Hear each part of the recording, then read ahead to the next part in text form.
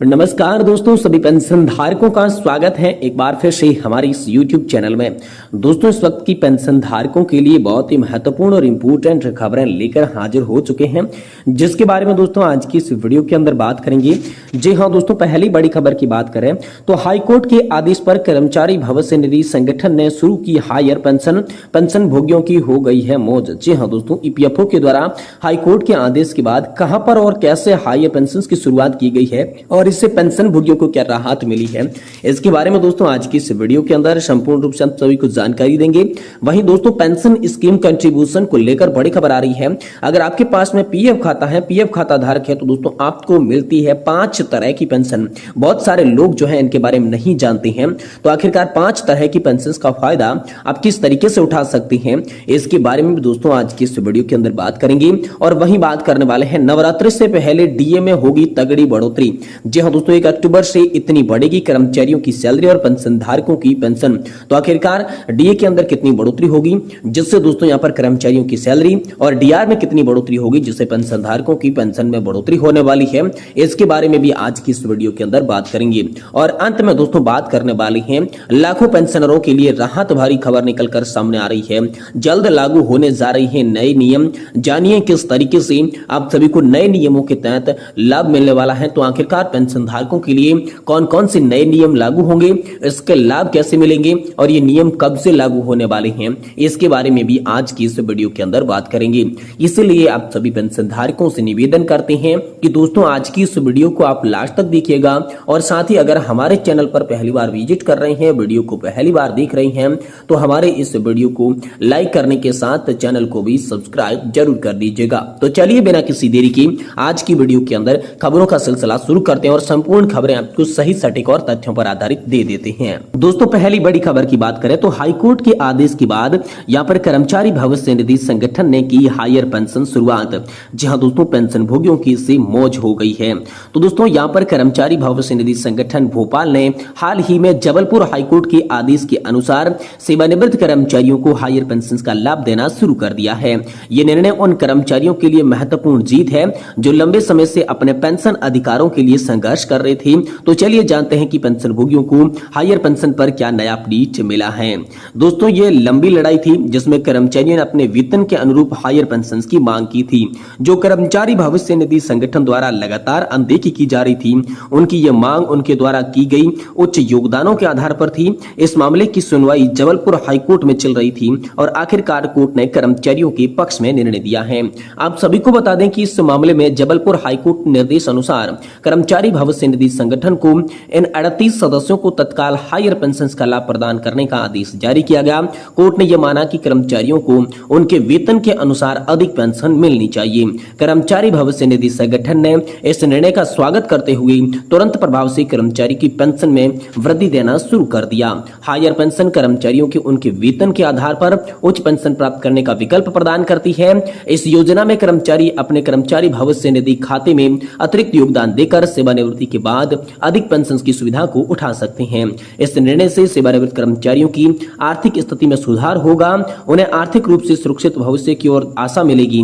इससे उन्हें अपने वरिष्ठ जीवन में वित्तीय स्वतंत्रता और सम्मानजनक जीवन शैली बनाए रखने में मदद मिलेगी। कर्मचारी भविष्य निधि संगठन भोपाल का यह कदम दर्शाता है कि संगठन भविष्य में भी कर्मचारियों के हित की रक्षा के लिए प्रतिबद्ध है। इससे अनेक कर्मचारियों को भी इसी तरह के लाभ मिलने की उम्मीद बढ़ जाती है।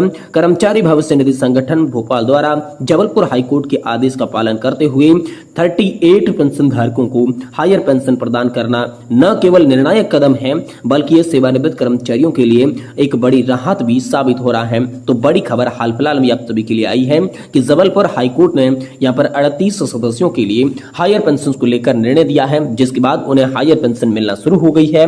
तो इससे दोस्तों हायर पेंशन की मांग कर रही देश के सभी कर्मचारी पेंशन भोगियों की उम्मीद एक बार फिर से बढ़ चुकी है। ये बड़ी खबर हाल फिलहाल में आप सभी के लिए निकलकर सामने आई है।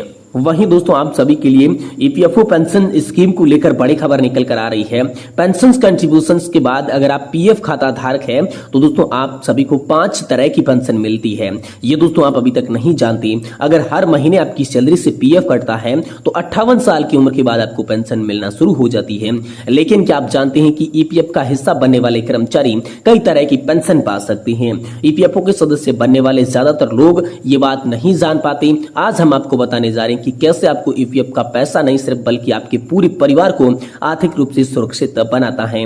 अगर किसी कर्मचारी यहाँ पर जो है पेंशन की हम बात करें तो अलग अलग 5 तरह की पेंशन मिलती है, जिसमें पहली है ईपीएफओ जनरल पेंशन। जी हाँ, अगर किसी कर्मचारी ने 10 साल तक काम किया है, उसकी उम्र 58 साल है तो वह पेंशन पाने का हकदार है। अगर कर्मचारी चाहे तो अपनी पेंशन को 2 साल के लिए टाल भी सकता है, जिसके बाद कर्मचारी को सालाना 4% ज्यादा दर से पेंशन मिलेगी।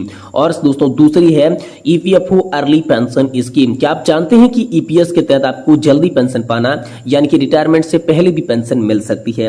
अगर कर्मचारी चाहे तो 58 साल की उम्र से पहले भी पेंशन के लिए आवेदन कर सकता है। यह ध्यान रखना होगा कि कर्मचारी पेंशन के लिए तभी आवेदन कर सकता है जब उसकी उम्र 50 साल से ज्यादा हो। साथ ही यह भी ध्यान रखें कि जल्दी पेंशन मिलने की स्थिति में कर्मचारी को हर साल 4% कम सालाना दर से ब्याज दिया जाएगा। तीसरी पेंशन है दोस्तों ऑर्फन पेंशन। अगर कर्मचारी की मृत्यु हो जाती है और उसका कोई भी जीवन साथी नहीं है और उसकी मृत्यु हो चुकी है तो ऐसी स्थिति में कर्मचारी के बच्चों को 25 वर्ष की आयु पूरी होने तक पेंशन दी जाती है। वहीं चौथी पेंशन है EPFO widow pension and nominee pension. जी हाँ, कर्मचारी की मृत्यु के बाद उसकी विधवा को पेंशन दी जाती है। वहीं अगर कोई जीवन साथी नहीं है तो कोई बच्चा नहीं है तो पेंशन उन लोगों को दी जाएगी जिन्हें यहाँ पर जो है कर्मचारी ने नॉमिनी बनाया है। और पांचवी है ईपीएफओ डिसेबल्ड पेंशन। अगर कर्मचारी काम के दौरान आंशिक या पूरी तरीके से विकलांग हो जाता है तो उसे पेंशन मिलना शुरू हो जाती है। ऐसे में न तो 10 साल काम करने का निर्णय और शर्त होती है और न ही 58 साल की आयु पूरी करनी। अगर कर्मचारी 2 साल तक ईपीएस में योगदान करता है तो वे सुविधा का लाभ उठा सकता है। यानी कि 5 तरह की सुविधाओं का लाभ, 5 तरह की पेंशन का लाभ पीएफ खाता धारकों को मिलता है, जो कि बहुत सारे लोग नहीं जानते हैं। वहीं दोस्तों अगली बड़ी खबर की बात करें तो नवरात्रि से पहले डीए में होगी तगड़ी बढ़ोतरी। जी हाँ दोस्तों, 1 अक्टूबर से बढ़ेगी कर्मचारियों की सैलरी और पेंशन धारकों की पेंशन। जी हाँ दोस्तों, उसके बारे में बात करें तो इसी महीने केंद्रीय कर्मचारियों के लिए अच्छी खबर है। केंद्र सरकार महंगाई भत्ते में बढ़ोतरी का ऐलान करने वाली है, जिससे लाखों कर्मचारियों की सैलरी बढ़ सकती है। हर साल जुलाई से सितंबर के बीच केंद्र सरकार कर्मचारियों के महंगाई भत्ते में बढ़ोतरी की उम्मीद करते हैं और इस बार भी उन्हें राहत मिलने की संभावना है। 7वें वेतन आयोग के अनुसार ये बढ़ोतरी साल में 2 बार होती है। इस बार बढ़ोतरी से लाखों केंद्रीय कर्मचारी और पेंशनभोगियों को लाभ होगा। 25 सितंबर को होने वाली कैबिनेट बैठक के बाद सरकार की घोषणा का इंतजार खत्म हो सकता है। मीडिया की खबरों के अनुसार महंगाई भत्ते में 3% की बढ़ोतरी की उम्मीद है। ये बढ़ोतरी जनवरी से जून 2024 तक की AICPI-IW इंडेक्स के आंकड़ों के आधार पर निर्भर करती है। जून में इंडेक्स का आंकड़ा 1.5 अंकों की वृद्धि हुई है, जिसके चलते यह तय हुआ है कि जुलाई 2024 से कर्मचारियों को 3% अधिक डीए मिलेगा। इस बढ़ोतरी के बाद महंगाई भत्ता 53% पहुंच जाएगा। 25 सितंबर को होने वाली केंद्रीय कैबिनेट की मीटिंग में इस विषय पर चर्चा होने की संभावना है। डीए में बढ़ोतरी की आधिकारिक घोषणा के बाद कर्मचारियों को अक्टूबर के वेतन के साथ नया डीए देखने को मिलेगा। महंगाई भत्ते में 3% की बढ़ोतरी कर्मचारियों के लिए वेतन में सीधा इजाफा होगा। उदाहरण के लिए जिसका मासिक वेतन 50,000 रुपए है, उनके वेतन में तकरीबन 1500 रुपए की बढ़ोतरी होगी। ये बढ़ोतरी केंद्र सरकार के लाखों कर्मचारियों के लिए राहत का कारण बनेगी, खासकर जबकि बढ़ रही है जो महंगाई, इसमें दोस्तों उनके लिए यहाँ पर जो है ये डीए की बढ़ोतरी बहुत ही अहम रहने वाली है। तो सरकार आप सभी का डीए बढ़ाने वाली है। इसको लेकर दोस्तों बड़ी खबर हाल फिलहाल में आ चुकी है। नवरात्रि तक आप सभी का डीए 3% फिर से बढ़ेगा, जिससे लाखों पेंशन धारकों की पेंशन और लाखों कर्मचारियों की सैलरी में बंपर बढ़ोतरी देखने को मिलेगी। यह आज की प्रमुख बड़ी खबरें निकलकर सामने आ चुकी है।